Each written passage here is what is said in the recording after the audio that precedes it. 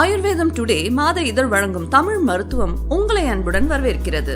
Green, yellow and red capsicum. Is there is any difference? வணக்கம் viewers. Capsicum அப்படிங்கிற குடமிளகாய் நம்ம ஹெல்த்துக்கு ரொம்பவும் நல்லது. இந்த குடமிளகாய் 3 அல்லது 4 கலர்ல வருது. இந்த எல்லா கேப்சிகமும் ஒண்ணுதானா? இதுல என்ன வித்தியாசம் இருக்கு? ஹெல்த் பெனிஃபிட்ஸும் மாறுமா அப்படிங்கறத பத்தி தான் நாம இன்னைக்கு பார்க்க போறோம்.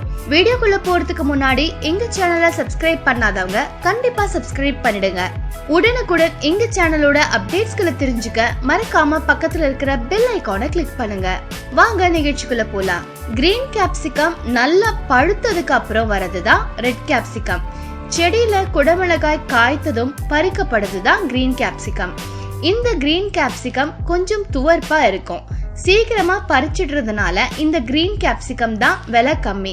ரெட் கலர் ஆகுறதுக்கு முன்னாடி எல்லோ கலர் ஆகி ஆரஞ்சு கலர் ஆகி அப்புறம் முழுசா பழுத்து ரெட் கலர் ஆகும் இந்த கிரீன் கேப்சிகம். மத்த கலர் கேப்சிகம் அதிக நாள் செடியில இருக்கிறதுனால விலை கொஞ்சம் அதிகம்.